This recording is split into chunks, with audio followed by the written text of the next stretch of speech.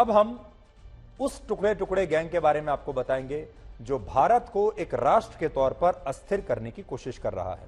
और आज हम भारत के लोकतंत्र पर सवाल उठाने वाले ट्विटर के पूर्व सीईओ जैक डॉर्सी को एक आईना दिखाना चाहते हैं। जैक डॉर्सी ने आरोप लगाया है कि किसान आंदोलन के दौरान भारत सरकार ने ट्विटर पर किसानों का समर्थन करने वाले उन तमाम ट्विटर अकाउंट्स को ब्लॉक करने का दबाव डाला था और ऐसा नहीं करने पर ट्विटर पर भारत में बैन लगाने की धमकी दी थी। ये बातें जैक डॉर्सी ने हाल ही में एक इंटरव्यू में कही हैं। पहले आप उनके इंटरव्यू का यह अंश देखिए और इसके बाद आपको बताएंगे हम कि अभिव्यक्ति की आजादी को एक प्रोडक्ट के रूप में बेचने वाले जैक डॉर्सी भारत के खिलाफ झूठ बोल रहे हैं और उनकी बातों में कितनी सच्चाई है। India, for example, India is a country that had many requests of us around the farmers' protest, around particular journalists that were critical of the government, and it manifested in ways such as we will shut Twitter down in India, which is a very large market for us. We will raid the homes of your employees, which they did. We will shut down your offices if you don't follow suit. And this is India, a democratic country. तो Jack Dorsey कह रहे हैं कि भारत सरकार ने धमकी दी थी Twitter को कि अगर आपने उन ट्विटर अकाउंट्स को ब्लॉक नहीं किया तो हम भारत से ट्विटर को बंद कर देंगे। अब हम आपको जैक डॉर्सी के इस बयान का पूरा ब्लैक और व्हाइट बताएंगे। इसका पूरा ब्लैक एंड व्हाइट देखिए। ट्विटर अमेरिका की एक बहुत बड़ी सोशल नेटवर्क कंपनी है, सोशल मीडिया नेटवर्क कंपनी है, जिसकी शुरुआत वर्ष 2006 में हुई थी और उस समय इस कंपनी के संस्थापक जैक डॉर्सी ही थे। वो इसके को फाउंडर भी रहे हैं और सीईओ भी रहे हैं। 46 साल के जैक डॉर्सी अलग अलग समय अवधि में 2 बार ट्विटर के सीईओ रह चुके हैं। पहली बार वो वर्ष 2006 से 2008 के बीच ट्विटर के सीईओ रहे और दूसरी बार 2015 से नवंबर 2021 के बीच ट्विटर के सीईओ रहे। और यह वही समय है, दूसरी बार, जब भारत में किसानों का आंदोलन हुआ था।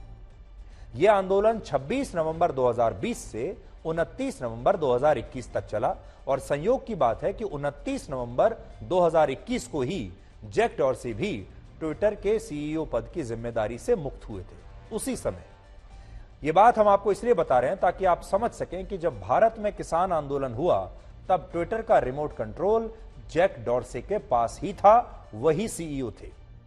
जैक डॉर्सी का आरोप है कि इस आंदोलन के दौरान भारत सरकार ने उनकी कंपनी पर किसान नेताओं और कुछ पत्रकारों के ट्विटर हैंडल ब्लॉक करने के लिए दबाव बनाया, जबकि हकीकत में यह कहानी बिल्कुल अलग है।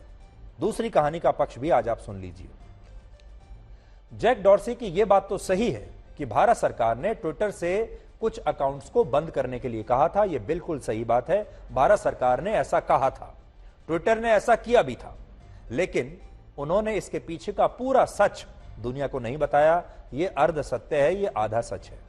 किसान आंदोलन के दौरान भारत सरकार ने आधिकारिक रूप से ट्विटर को 1178 अकाउंट्स को ब्लॉक करने के लिए कहा था, लेकिन भारत सरकार इन अकाउंट्स को इसलिए ब्लॉक नहीं करवाना चाहती थी क्योंकि वो अभिव्यक्ति की आजादी के खिलाफ थी, बल्कि सरकार इन अकाउंट्स को इसलिए ब्लॉक करवाना चाहती थी क्योंकि उसे देश की और देश में बिगड़ते माहौल की चिंता थी। किसान आंदोलन के दौरान भारत सरकार ने पहली बार 4 फरवरी 2021 को ट्विटर को एक लिस्ट भेजी और उससे 1178 अकाउंट्स को ब्लॉक करने के लिए कहा। यह लिस्ट 4 फरवरी 2021 को इसलिए भेजी गई क्योंकि इससे 9 दिन पहले ही, आप याद कर लीजिए, 9 दिन पहले 26 जनवरी 2021 को किसान आंदोलन के दौरान लाल किले पर हिंसा हुई थी, जब ये सारे किसान आंदोलनकारी बेकाबू हो गए थे और लाल किले पर चढ़ गए थे। और इस हिंसा में सैकड़ों लोगों ने लाल किले पर तोड़फोड़ करने के बाद वहां की प्राचीर से एक धार्मिक झंडा फहराया था। इस हिंसा के दौरान ट्विटर पर बहुत सारे अकाउंट्स ये फेक न्यूज फैला रहे थे कि दिल्ली पुलिस की कार्रवाई में एक आंदोलनकारी किसान मारा गया है। बहुत सारे अकाउंट्स ने यह फेक न्यूज फैलाई, जबकि हकीकत यह थी कि इस किसान की मौत एक हादसे की वजह से हुई थी, एक एक्सीडेंट की वजह से, और इससे पुलिस या सरकार का कोई लेना देना नहीं था और यह पुलिस की गोली से नहीं मरा था।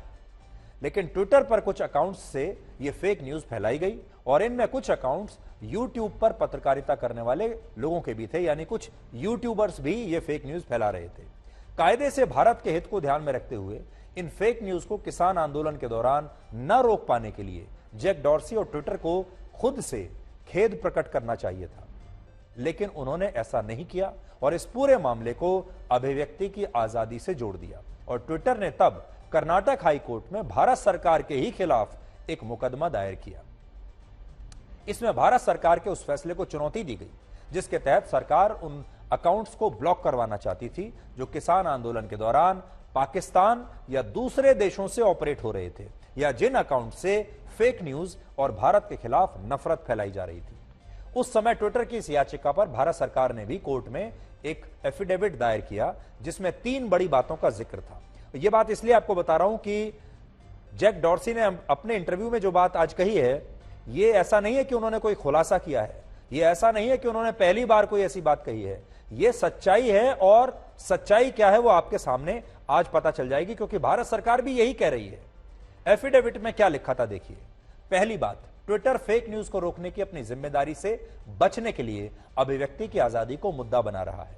दूसरा, ट्विटर और भारत सरकार के बीच 50 से ज्यादा बैठक हुई, लेकिन इसके बावजूद ट्विटर ने ऐसे अकाउंट्स के खिलाफ कोई एक्शन नहीं लिया जो भारत के बारे में नफरत फैला रहे थे। और तीसरा पॉइंट, ट्विटर ने इस पूरे मामले में ऐसे व्यवहार किया जैसे वो भारत की सरकार से और भारत के कानून से भी ऊपर है।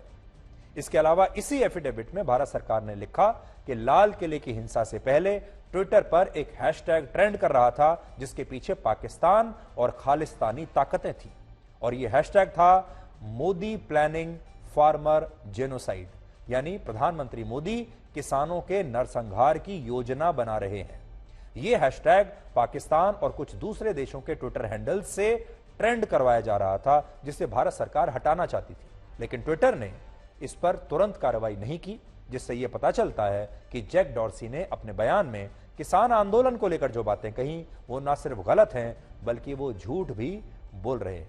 भारत सरकार ने तो खुद प्रेस रिलीज जारी करके यह बात कही थी कि हमने ट्विटर को कहा है कि इतने संख्या में इन अकाउंट्स को ब्लॉक किया जाए। तो इसमें छुपाने वाली बात कहां है, खुलासा करने वाली बात कहां है? हालांकि आज यहां सवाल इस बयान की टाइमिंग को लेकर भी है। जैक डॉर्सी का यह बयान ऐसे समय में आया है जब प्रधानमंत्री नरेंद्र मोदी 21 जून को 3 दिन के लिए अमेरिका के दौरे पर जाने वाले हैं और वहां 22 जून को व्हाइट हाउस में उनके सम्मान में स्टेट डिनर भी आयोजित किया गया है। तो सवाल है कि आखिर प्रधानमंत्री मोदी के अमेरिका दौरे से सिर्फ 9 दिन पहले जैक डॉर्सी ने भारत के लोकतंत्र को नुकसान पहुंचाने वाला यह बयान क्यों दिया? इसके अलावा यह बयान ऐसे समय में आया जब जून के शुरुआती हफ्ते में राहुल गांधी खुद अमेरिका के दौरे पर हैं, और यह बयान ऐसे समय पर भी आया जब भारत में अगले ही साल, अब कुछ ही महीनों के बाद, लोकसभा के चुनाव भी होने वाले हैं।